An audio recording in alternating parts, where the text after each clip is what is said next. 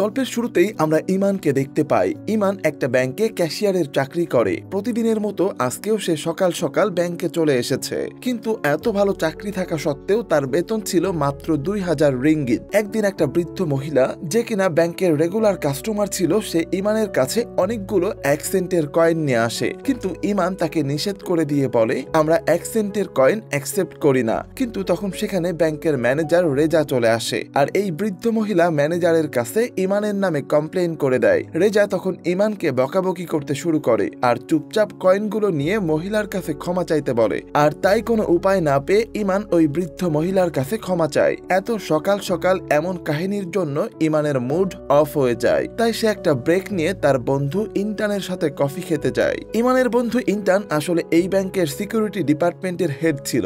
ইমান আর ইন্টান ছোটবেলা থেকেই বন্ধু, কিন্তু ইমান যখন কফি নিয়ে ইন্টানের রুমের সামনে আসে, সে দেখতে পায় ইন্টানের রুমে তখন তার বস তাকে বকাবকি করছে। আসলে ইন্টানের বস তাকে বলছিল ব্যাংকের সার্ভার অনেকক্ষণ ধরে ডাউন চলছে, তাই যদি ইন্টান দ্রুত সেটা ঠিক না করে তাহলে তার জায়গায় অন্য কাউকে নিয়ে বসানো হবে। কিন্তু ইন্টান অনেকক্ষণ ধরে এই সমস্যার সলিউশন বের করার চেষ্টা করেও পারছিল না, তাই সে প্রচন্ড ফ্রাস্ট্রেট হয়ে পড়ে। ইমান তখন দূরে দাঁড়িয়ে সবকিছু দেখছিল। ইমান মনে মনে ইন্টানকে পছন্দ করে, কিন্তু তাকে সামনাসামনি বলার সাহস এখনো তার হয়নি। আর তখন ইন্টানের মনে পড়ে ইমানের কথা। আসলে ইমান স্কুল জীবন থেকেই কম্পিউটারের বিষয়ে অনেক বেশি পারদর্শী, তাই সে ইমানকে ডেকে নিয়ে এসে তার সমস্যাটা দেখায়। ইমান তখন কিছুক্ষণ চেক করে ইন্টানকে বলে, আসলে তোমার কম্পিউটারে ডিজিটাল কার্মা নামের একটা ভাইরাস ঢুকে গেছে। আসলে একটা হ্যাকার তাদের ব্যাংকের সার্ভার হ্যাক করেছিল, আর সে মেসেজ দেয় দুপুর 2:30টার আগে তাকে 30 মিলিয়ন রিঙ্গিত বিটকয়েনের মাধ্যমে পাঠাতে হবে, তা না হলে সে ব্যাংকের সব ডাটা ডিলিট করে দেবে। ইমান তখন অনেক চেষ্টা করার পর সার্ভার থেকে হ্যাকারের ভাইরাস ডিলিট করে ব্যাংকের সব ডাটা বাঁচিয়ে নেয়। এত বড় একটা বিপদ থেকে রক্ষা করায় ইন্টান অনেক খুশি হয়, আর তাই সে ইমানকে তার সাথে কফি খাওয়ার জন্য সাদে নিয়ে আসে। ডিউটি শেষ করে সন্ধ্যার পর ইমান বাড়ি ফিরে আসে, কিন্তু হঠাৎ করেই তার পেটে মোচড় দিয়ে ওঠে। তাই সে দ্রুত দৌড়ে তার ফ্ল্যাটের দিকে যায়। ঘরে ঢুকতেই ইমান দেখে তার পুরো রুমে ঔষধের অনেকগুলো বক্স ছড়িয়ে আছে, কিন্তু ঔষধের দিকে খেয়াল না করে সে দ্রুত ওয়াশরুমে ঢোকে। ওয়াশরুম থেকে বের হয়ে ইমান তার বাবার কাছে ঔষধের বক্সগুলোর ব্যাপারে জিজ্ঞেস করে। তখন ইমানের বাবা তাকে বলে এগুলো আসলে পেটের রোগের ঔষধ। ইমান তখন বুঝতে পারে সে তার বাবাকে বাড়ি করার জন্য যে টাকাগুলো দিয়েছিল সেগুলো দিয়েই নিশ্চয়ই তার বাবা এই ঔষধগুলো কিনেছে। তাই সে তার বাবাকে একটু বকাবকি করে নিজের রুমে চলে আসে, আর রুমে এসে ইমান নিজের ল্যাপটপ খুলে বসে। সে একা একাই মনে মনে কথা বলছিল। সে মনে মনে ভাবছিল কিভাবে সে কলেজে থাকতে কলেজের ওয়েবসাইট হ্যাক করেছিল, আর সে হ্যাকিং শিখেছিল বলেই আজকে ইন্টার্নকে সাহায্য করতে পেরেছে। ইমান যখন এসব কথাগুলো ভাবছিল তখন হঠাৎ করে সে বাইরে কিছু একটা পড়ার শব্দ শুনতে পায়। কি পড়েছে এটা দেখতে যখন বাইরে আসে তখন সে দেখে তার বাবা ফ্লোরে পড়ে আছে। ইমান দ্রুত তার বাবাকে হাসপাতালে নিয়ে আসে। হাসপাতালে আসার পর ডাক্তার তার বাবাকে চেক করে জানায় আসলে ইমানের বাবার হার্ট অ্যাটাক হয়েছিল। আপাতত তাকে লাইফ সাপোর্টে রাখা হয়েছে, কিন্তু খুব দ্রুত তাকে হার্টের সার্জারি করাতে হবে, তা না হলে তাকে বাঁচানো যাবে না। ইমান জিজ্ঞেস করে সার্জারির খরচ কত আসবে। ডাক্তার বলে যদি সরকারিভাবে করাতে চাও তাহলে খরচ অনেক কম পড়বে, কিন্তু সেজন্য অন্তত 2 থেকে 3 সপ্তাহ অপেক্ষা করতে হবে। কিন্তু তোমার বাবার কাছে এত সময় নেই, তাই যত দ্রুত সম্ভব তাকে সার্জারি করাতে হবে। আর যদি তুমি কোনো প্রাইভেট হাসপাতালে তাকে সার্জারি করাও তাহলে অপারেশনের খরচ আসবে 60,000 আর বাকি হাসপাতাল বিল। কিন্তু এটা শুনে ইমান অনেক হতাশ হয়ে যায়, কারণ সারা মাসে তার বেতন মাত্র 2000। সে এতগুলো টাকা কোথায় পাবে? ইমানের সাথে তখন তার বান্ধবী ইন্টানও সেখানে ছিল। ইন্টান বলে তুমি চিন্তা করো না, আমি ব্যাংক থেকে লোন নিয়ে তোমাকে হেল্প করব। পরের দিন সকালে অফিসে এসে ইমান ব্যাংকের ম্যানেজার রেজার কাছে আসে, আর তাকে সবকিছু খুলে বলে এটা জানায় যে আমার লোন প্রয়োজন। ম্যানেজার সবকিছু শোনার পর ইমানকে বলে তোমার বাবার জন্য আমি সত্যি দুঃখিত, কিন্তু ব্যাংক থেকে তোমাকে কোনো লোন দেওয়া হবে না, কারণ তুমি এখনো কন্ট্রাক্ট জবের মধ্যে আছো। বাকি স্টাফদের মতো তুমি এখনো পার্মানেন্ট হওনি। ইমান তখন জিজ্ঞেস করে আমি ব্যাংকে 2 বছর চাকরি করছি, তাহলে আমাকে এখনো পার্মানেন্ট করা হয়নি কেন? তখন ম্যানেজার বলে এই 2 বছরে কাস্টমারের সাথে তোমার আচরণ খুব একটা ভালো ছিল না, এজন্য তোমাকে পার্মানেন্ট করা হয়নি। তার মানে নিজের ব্যাংকের থেকেই ইমান লোন পাবে না। তাই আবার ডিউটি শেষ হয়ে সে মন খারাপ করে তার বাবার পাশে বসেছিল। তখন সেখানে ইন্টার্ন আসে, আর সে ইমানকে বলে ব্যাংক থেকে আমার লোনটাও পাস হয়নি, কিন্তু আমার কাছে জমানো 30,000 আছে। কিন্তু এটা শুনে ইমান তার জমানো টাকাটা নিতে চায় না, কিন্তু এদিকে তার বাবাকে বাঁচাতে হলে অনেক টাকার প্রয়োজন। কি করবে কিছু বুঝতে না পেরে ইমান একসময় বাড়ি ফিরে আসে, কিন্তু যখনই সে রুমের দরজা খুলতে যাবে তখন পেছন থেকে দুজন লোক এসে তার মাথায় আঘাত করে তাকে অজ্ঞান করে নিয়ে যায়। দেখা যায় এই লোক দুজন ইমানকে একটা রেড লাইট এরিয়াতে নিয়ে এসেছে, আর সেখানে এসে তারা ইমানকে একটা চেয়ারের সাথে বেঁধে ফেলে। কিছুক্ষণ পর ইমানের সামনে দেবা নামের একজন লোক আসে।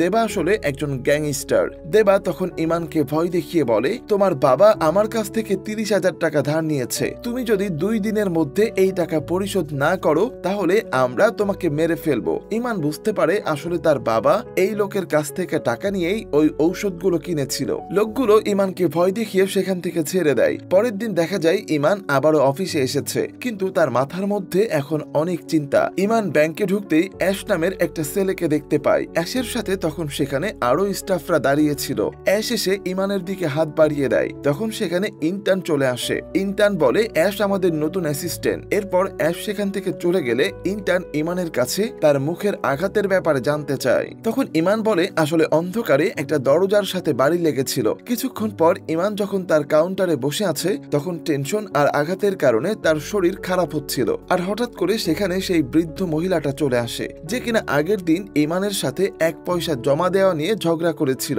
মহিলা ইমানকে তার ব্যাংকের চেক দেখিয়ে বলে তার অ্যাকাউন্ট থেকে নাকি কয়েকদিন ধরে টাকা কাটা হচ্ছে।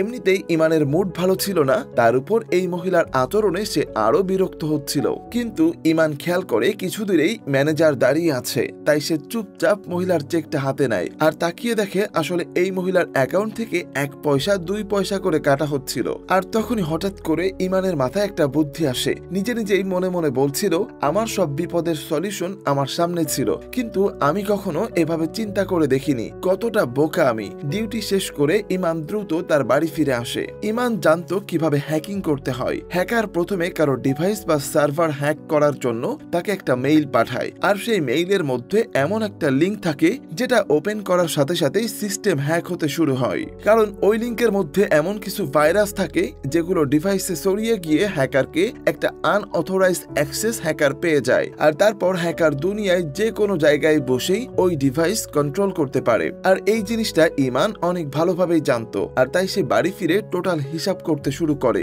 অপারেশন খরচ 60,000, তার বাবার ধার আছে 30,000, হাসপাতালের খরচ হয়তো 5,000, সব মিলিয়ে তার প্রয়োজন 95,000। ইমান জানতো তাদের ব্যাংকের টোটাল কাস্টমারের সংখ্যা 95 লাখ। তাই সে ঠিক করে যদি প্রত্যেকের অ্যাকাউন্ট থেকে 1 পয়সা করে কেটে নেওয়া হয় তাহলে তার সমস্যার সমাধান হয়ে যাবে, আর সবার অ্যাকাউন্ট থেকে 1 পয়সা কেটে নিলে তাদের কিছুই যায় আসবে না। আর তাই সব হিসাব করার পর ইমান কম্পিউটারের বসে একটা ভাইরাস বানায়, আর ভাইরাসটা সে একটা সাধারণ ফোল্ডারের মধ্যে লুকায়, আর এই ফাইলের নাম দেয় বিগ ট্যাং অ্যাকাউন্ট ওপেনিং অ্যাপ্লিকেশন ফর্ম। আর তারপর সে ব্যাংকে ফোন করে একদিনের অসুস্থতার ছুটি চেয়ে নেয়, যাতে তার উপর কারো সন্দেহ না হয়। এরপর ইমান ফেক ইমেইল জেনারেট থেকে একটা ইমেইল বানিয়ে নেয়, আর ওই মেইল থেকে ব্যাংকে একটা মেইলের মাধ্যমে ওই ভাইরাসওয়ালা ফাইলটা পাঠিয়ে দেয়, যাতে যদি ব্যাংকে কেউ ওই ফাইলে ক্লিক করে তাহলে ফাইল থেকে ওই ভাইরাস পুরো ব্যাংকের সিস্টেমে ছড়িয়ে পড়বে, আর এর মাধ্যমে ব্যাংকের রিমোট অ্যাক্সেস ইমান পেয়ে যাবে। আর সত্যি সত্যি ঠিক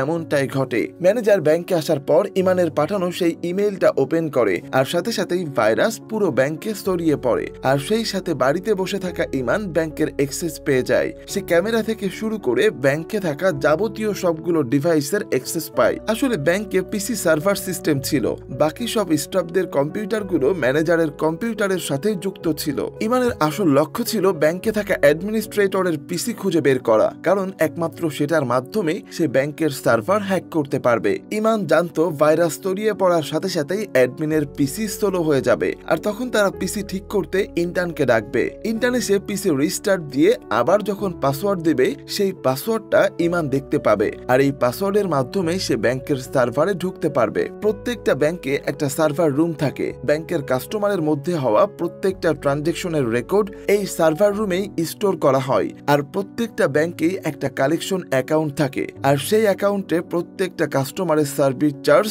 এমনকি কার্ডের পেমেন্টগুলো এসে জমা হয়। আর ইমান সেই কালেকশন অ্যাকাউন্ট থেকে 95 লাখ কাস্টমারের কাছ থেকে সার্ভিস হিসেবে 1 পয়সা কেটে নেয়, আর যখন 95,000 টাকা জমা হয়ে যায় তখন সেই টাকাটা সে ব্যাংকের কালেকশন অ্যাকাউন্টে জমা করে। এরপর ইমান ব্যাংকের এমন একটা অ্যাকাউন্ট খুঁজতে শুরু করে যেটা অনেক দিন ধরে পড়ে আছে, কেউ ব্যবহার করছে করছে না। আর এভাবেই খুঁজতে খুঁজতে সে গুন্ডুর এন্টারপ্রাইজ নামে একটা অ্যাকাউন্ট খুঁজে পায়। এই অ্যাকাউন্টটা 10 বছর থেকে ইনঅ্যাক্টিভ হয়ে পড়ে আছে। ইমান তখন সেই 95,000 টাকা গুন্ডুর এন্টারপ্রাইজ অ্যাকাউন্টে জমা করে। আর এখন ইমান এই 95,000 টাকা দিয়ে তার সব সমস্যার সমাধান করতে পারবে। তাই সে আনন্দে লাফাতে শুরু করে, কিন্তু তখনই দরজায় কড়া নাড়া শব্দ শুনতে পায়। আসলে এরা ছিল দেবার লোক। তাদেরকে 2 দিনের মধ্যে ইমানের 30,000 টাকা ফেরত দেওয়ার কথা, কিন্তু এখনো ইমানের হাতে টাকাটা এসে পৌঁছায়নি। তাই সে ল্যাপটপটা নিয়ে জানালা দিয়ে বের হয়ে যায়। দেবার লোকেরা দরজা ভেঙে ভেতরে চলে আসে, কিন্তু রুমের ভেতরে এসে তারা ইমানকে সেখান থেকে পালিয়ে যেতে দেখে। ইমান দ্রুত নিচে এসে তার মোটরসাইকেলের কাছে আসে, কিন্তু মোটরসাইকেলে বসার পর তার মনে পড়ে গাড়ির চাবি তো সে রুমে রেখে এসেছে। আর তাই তখন গাড়ি ছেড়ে তাকে খালি পায়ে সেখান থেকে পালাতে হয়। দেবার লোকেরা তখনও ইমানের পিছু করছিল। দৌড়াতে দৌড়াতে হঠাৎ করে সে একটা ট্যাক্সি দেখতে পায়। ইমান দ্রুত গাড়িতে উঠে ড্রাইভারকে বলে বিং ট্যাং ব্যাংকে যেতে, কিন্তু ড্রাইভার তখন তাকে বলে এটা একটা অ্যাপে চালিত গাড়ি, তাই আপনাকে আগে বুকিং দিতে হবে। কিন্তু ইমানের কাছে এত কিছুর সময় ছিল না, তাই সে পকেট থেকে কিছু টাকা বের করে ড্রাইভারকে দিয়ে বলে দ্রুত গাড়ি নিয়ে এখান থেকে চলো। টাকা পেয়ে ড্রাইভারও আর বেশি কিছু না বলে চুপচাপ গাড়ি চালাতে শুরু করে। আর ড্রাইভারও তখন খেয়াল করে 2 জন লোক মোটরসাইকেলে তাদের পিছু করছে। এটা দেখে ইমান ড্রাইভারকে আরো দ্রুত গাড়ি চালাতে বলে। ড্রাইভার গাড়ি চালাচ্ছিল, এর মধ্যে ইমান ভাবতে থাকে কিভাবে সে এই টাকাগুলো তুলবে, কারণ সে যদি গুন্ডুর এন্টারপ্রাইজ থেকে টাকাগুলো তার ব্যাংকে ট্রান্সফার করে তাহলে সে ধরা পড়ে যাবে। টাকাগুলো তাকে ওই অ্যাকাউন্ট থেকে সরাসরি ক্যাশে তুলতে হবে। তখন সে একটা বুদ্ধি বের করে। গাড়িতে বসে ল্যাপটপ দিয়ে সে গুন্ডুর এন্টারপ্রাইজের অ্যাকাউন্ট থেকে তাদের ব্যাংকের অন্য একটা শাখায় 95,000 টাকা উইথড্র করে। তারপর সে ওই ব্যাংকের ম্যানেজারকে ফোন করে বলে আমি গুন্ডুর এন্টারপ্রাইজ থেকে বলছি, কিছুক্ষণ আগে আপনাদের ব্যাংকে আমি উইথড্র দিয়েছি, আর আমার একজন এমপ্লয়ি টাকাগুলো ক্যাশে নিতে যাচ্ছে, সে আসলে তাকে টাকাগুলো দিয়ে দিবেন। ইমানের গাড়িটা এসে ব্যাংকের সামনে দাঁড়ায়, আর সে দ্রুত দৌড়ে ব্যাংকের ভেতরে ঢুকে পড়ে। সেখানে এসে ম্যানেজারকে পরিচয় দেয় সে গুন্ডু এন্টারপ্রাইজ থেকে এসেছে, কিন্তু এটা শুনে ব্যাংকের ম্যানেজার তাকে আইডি কার্ড দেখাতে বলে। ইমান তখন একটু লাজুক ভাবে বলে আমি দ্রুত আসার কারণে আইডি কার্ড সাথে আনতে পারিনি, কিন্তু আমার ফোনে আইডি কার্ডের ছবি আছে। এটা বলে সে তার ফোন বের করে একটা ছবি দেখায়। আসলে ইমান বুঝতে পেরেছিল এমন কিছু ঘটতে পারে, তাই সে গাড়িতে বসেই আগে থেকেই একটা আইডি কার্ডের ছবি বানিয়ে ফেলেছিল। এরপর ম্যানেজার তাকে টাকাগুলো দিয়ে দেয়। টাকাগুলো নিয়ে ইমান বাইরে বের হয়ে আসে। দেবার ওই লোক 2 জন তখন ট্যাক্সি ড্রাইভারের সাথে ঝগড়া করছিল।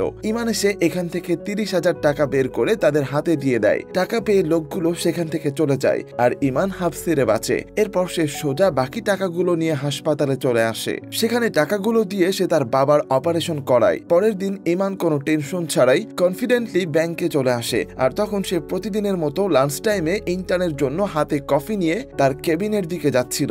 সেখানে বাইরে থেকে ইমান দেখতে পায় সে যাওয়ার আগেই ইন্টার্নের অ্যাসিস্ট্যান্ট অ্যাশ সেখানে ইন্টার্নের সাথে কফি খাচ্ছিল। আর এটা দেখে তার মন খারাপ হয়ে যায়। সে ইন্টার্নের সাথে দেখা না করে সেখান থেকে চলে আসে। ব্যাংকে নিজের কাজ শেষ করে ইন্টার্ন সোজা হাসপাতালে চলে আসে। ইমানের বাবার সার্জারি হয়ে গিয়েছিল, তাই সে তার বাবার পাশে দাঁড়িয়ে চিন্তা করছিল সে যেটা করেছে সেটা ঠিক হয়নি, কিন্তু তার বাবার জীবন বাঁচানোর জন্য তাকে এমনটা করতে হয়েছে। তখন দৃশ্য বদলে যায়, আর দেখতে পাই ইমানের ব্যাংকের ম্যানেজার রেজা অনেক আহত অবস্থায় মাটিতে বসে আছে, কারণ সে কারো কাছে বারবার নিজের জীবন ভিক্ষা চাচ্ছিল। কেউ একজন পেছন থেকে তার মাথায় বন্দুক তাক করে রেখেছে। রেজা অনেক কাঁদতে থাকে আর বারবার বলতে থাকে আমার ভুল হয়ে গেছে, আমি এই ভুল আর কখনোই করব না। কিন্তু লোকটা রেজাকে গুলি করে দেয়, কিন্তু যে লোকটা রেজাকে মেরেছিল তাকে দেখানো হয় না। প্রথম এপিসোড শেষ হয়ে যায়। এরপর আবারও দৃশ্য পাল্টালে আমরা দেখতে পাই ইমান ব্যাংকের সার্ভারের রুমে ঘুরে বেড়াচ্ছে, আর সে দূর থেকে অনেকগুলো কয়েন পড়ার শব্দ শুনতে পায়। শব্দগুলো কোথা থেকে আসছে সেটা দেখার জন্য ইমান যখন সার্ভার রুমের ভেতরে আসে, সে দেখতে পায় সেখানে ঠিক তারই মতো একজন বসে আছে, অর্থাৎ এটা ছিল আরেকটা ইমান। সে ফ্লোরে পড়ে থাকা কয়েনগুলো নিয়ে মুখে ঢুকাচ্ছে, আর অন্য ইমান তাকে বলে তুমি ব্যাংক থেকে প্রয়োজনের বেশি টাকা চুরি করে ফেলেছ। এটা দেখার সাথে সাথেই ইমানের ঘুম ভেঙে যায়। আসলে সে এতক্ষণ স্বপ্ন দেখছিল, আর এতক্ষণ সে তার বাবার সাথে হাসপাতালেই ছিল। এদিকে ব্যাংকে তখন ইন্টার্ন আর অ্যাশ তাদের বস আইরিনকে জানাচ্ছিল তাদের ব্যাংকের সার্ভারে ডিজিটাল কার্মা নামে একজন হ্যাকার ভাইরাস পাঠিয়েছিল, কিন্তু সেটাকে তারা থামিয়ে দিয়েছে আর অ্যান্টিভাইরাস আরো আপডেট করেছে। আর অ্যাশ তখন আইরিনকে বলে এই কথাটা আমাদের পুলিশকে জানানো উচিত, কারণ আমাদের ব্যাংকের সব ডাটা হ্যাক হতে গিয়েও বেঁচে গেছে। কিন্তু আইরিন বলে আমরা চাইলেও এটা পুলিশকে জানাতে পারবো না, কারণ যদি এটা বাইরে জানাজানি হয় তাহলে আমাদের উপর থেকে কাস্টমারদের ভরসা উঠে যাবে। এরপর ইন্টার্ন আর অ্যাশ কথা বলতে বলতে আইরিনের রুম থেকে বের হয়ে আসছিল। এমন সময় তারা দেখে ব্যাংকের সব স্টাফরা টিভিতে কিছু একটা দেখে অবাক হচ্ছে। আসলে তারা সবাই টিভিতে ম্যানেজার রেজার মৃত্যুর সংবাদ দেখছিল। টিভিতে দেখানো হচ্ছিল গত রাতে ম্যানেজারকে কেউ একজন গুলি করে হত্যা করেছে। ইমানও তখন বাকি সবার সাথে সেখানে দাঁড়িয়ে নিউজ দেখছিল। আর তখন হঠাৎ করেই তার গত রাতের স্বপ্নের কথা মনে পড়ে যায়। কিছুক্ষণ পর সেখানে ভেন নামের একজন স্পেশাল ফোর্সের অফিসার, তারা আরো দুজন সাথীকে নিয়ে হাজির হয়। ভেন এর আগে পুলিশে ছিল, কিন্তু বর্তমানে সে স্পেশাল ফোর্সের আন্ডারে গুরুত্বপূর্ণ কেসগুলো হ্যান্ডেল করে। ভেন ব্যাংকে থাকা সবাইকে জানায় এখন থেকে সে ম্যানেজার রেজার হত্যার কেস হ্যান্ডেল করবে, আর ইনভেস্টিগেশন শেষ হওয়ার আগ পর্যন্ত কেউ বাড়িতে যেতে পারবে না। এটা শুনে ইমান মনে মনে ভয় পেতে শুরু করে, কারণ কিছুদিন আগেই সে ব্যাংকে একটা বড় ঘটনা করেছে। আর যদি ইনভেস্টিগেশন চলাকালীন তার এই কাজের কথা ফাঁস হয়ে যায়, তাহলে রেজার হত্যার দোষও তার ঘাড়ে এসেই পড়বে। কিন্তু আসলে তো রেজার হত্যার সাথে ইমানের কোনো সম্পর্ক নেই। কিন্তু পুলিশ যদি ইমানের পিসি চেক করে, তাহলে সেখানে তারা সেই মেইলটা পেয়ে যাবে যেটা দিয়ে ইমান রেজাকে ভাইরাস পাঠিয়েছিল। আর তাই বাঁচতে হলে তাকে ওই মেইলটা ডিলিট করতে হবে। কিন্তু তার ল্যাপটপ তো বাসায়, আর এই ইনভেস্টিগেশন শেষ হওয়া পর্যন্ত সে বাইরেও যেতে পারবে না। কিন্তু ইমান জানে যদি সে কোনোভাবে সার্ভার রুমে ঢুকতে পারে, তাহলে সেই মেইল আর ভাইরাস দুটোই ডিলিট করতে পারবে। তাদের ব্যাংকের সার্ভার রুম 4th তলায় ছিল, কিন্তু সেখানে যে কোনো স্টাফ ইচ্ছা করলেই যেতে পারতো না। সার্ভার রুমে যাওয়ার অ্যাক্সেস সিকিউরিটি ডিপার্টমেন্টের মাত্র কয়েকজন মানুষের কাছেই ছিল। এমনকি তাদের জন্য আলাদা লিফটের ব্যবস্থা ছিল।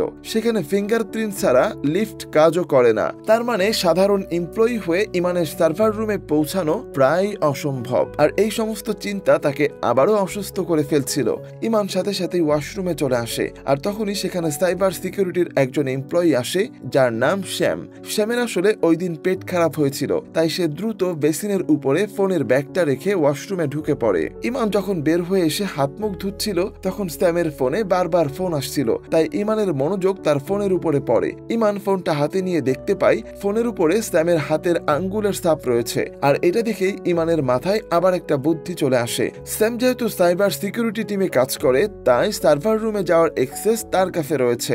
ইমান সাথে সাথেই খুব সাবধানে শ্যামের ফোনের উপর থেকে প্রোটেক্টিভ গ্লাসটা উঠিয়ে নেয়, কারণ এই গ্লাসে শ্যামের হাতের আঙ্গুল রয়েছে। আর এই আঙ্গুলের ছাপ ব্যবহার করে সে সার্ভারের রুমে পৌঁছাতে পারবে। কিন্তু সাধারণ এমপ্লয়ি হওয়ার কারণে ইমানের 4th তলায় যাওয়ার লিফটের দিকে যাওয়া মানা। যদি কেউ তাকে ওই লিফটে উঠতে দেখে, তাহলেই তাকে সন্দেহ করবে। আর তাই সবার চোখ এড়াতে ইমান দ্রুত ক্লিনিং স্টাফদের রুমে এসে তাদের ড্রেস পরে নেয়। ক্লিনারের গেটআপ নিয়ে ইমান দ্রুত সেই লিফটে উঠে পড়ে। আর সেখানে এসে ইমান ওই স্ক্রিন গার্ড বের করে সেন্সরের উপর লাগায়। আর তখনই সেখানে ব্যাংকের আরেকজন স্টাফ ফোনে কথা বলতে বলতে চলে আসে। আর তাকে দেখে ইমান ভয় পেয়ে যায়, তাই সে দ্রুত লিফটের দরজা বন্ধ করার জন্য স্ক্রিন গার্ড দিয়ে চেষ্টা করতে থাকে। কিন্তু প্রথমবারে সেন্সর ফিঙ্গারপ্রিন্ট ক্যাচ করতে পারে না। আর তাই দ্রুত ইমান স্ক্রিন গার্ডের উপর ফু দিয়ে সেটা পরিষ্কার করে নেয়, আর আবারও সেটা দিয়ে চেষ্টা করে। আর এবার কাজ হয়। সেন্সর স্ক্রিন গার্ডে থাকা আঙ্গুলের ছাপ নিয়ে চালু হয়ে যায়। উপরে আসার পর ইমান সবার আগে অ্যাডমিন পিসির রুমে আসে,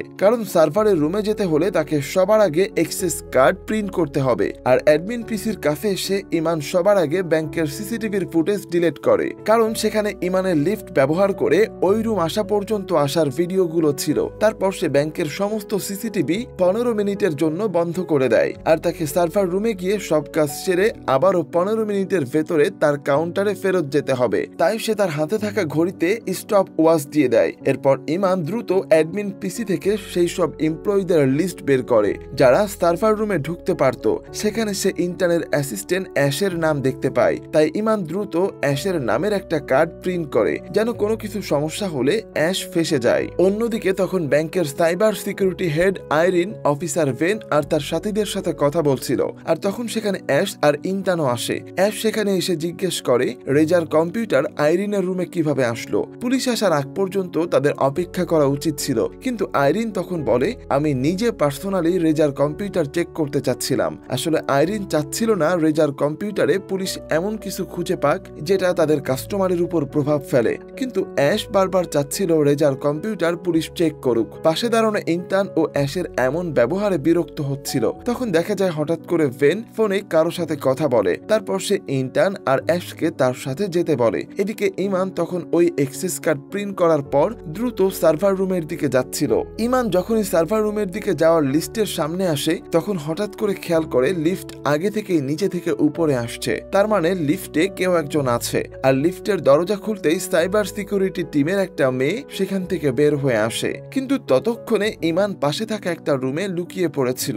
লিফট থেকে বের হয়ে মেয়েটা রুমের দরজা বন্ধ হওয়ার শব্দ শুনতে পায়। তাই সে চেক করার জন্য দরজার কাছে আসলে আশেপাশেই কাউকে দেখতে না পেয়ে আবারও রুমে ঢুকে যায়। অন্যদিকে ভেন তখন ইন্টার্ন আর অ্যাশকে নিয়ে সিসিটিভির রুমে চলে আসে। সেখানে এসে তাদেরকে দেখায় ব্যাংকের সব সিসিটিভি একসাথে বন্ধ হয়ে পড়ে আছে। ইন্টার্ন তখন ভেনকে বলে তারা মাঝে মাঝে পুরো সিস্টেম আপডেট করে, কিন্তু সেটা সব সময় ব্যাংকের ওয়ার্কিং আওয়ার শেষ হলেই তবেই করা হয়। আর তখন অ্যাশ বলে ওঠে আমার মনে হয় ব্যাংকের সিস্টেম কেউ হ্যাক করে ফেলেছে। কিন্তু তখন ইন্টার্ন বলে হ্যাকার এখন আমাদের সিস্টেম হ্যাক করতে পারবে না, কারণ আমরা সিস্টেম আপডেট করার পর যদি কেউ বাইরে থেকে হ্যাক করার চেষ্টা করে তাহলে আগে আমরা সেটা জানতে পারবো। কিন্তু তখন অ্যাশ আবারও বলে ওঠে যদি হ্যাকার ব্যাংকের ভেতরেরই কেউ হয় যার কোডিং আর হ্যাকিং এর ব্যাপারে জ্ঞান আছে এমন কেউ। এটা শুনে ইন্টার্ন আর ভেন দুজনেই একটু চিন্তায় পড়ে যায়। এদিকে ইমান তখন চতুর্থ তলায় চলে এসেছে। সে দ্রুত অ্যাশের অ্যাক্সেস কার্ড ব্যবহার করে সার্ভার রুমে ঢুকে পড়ে।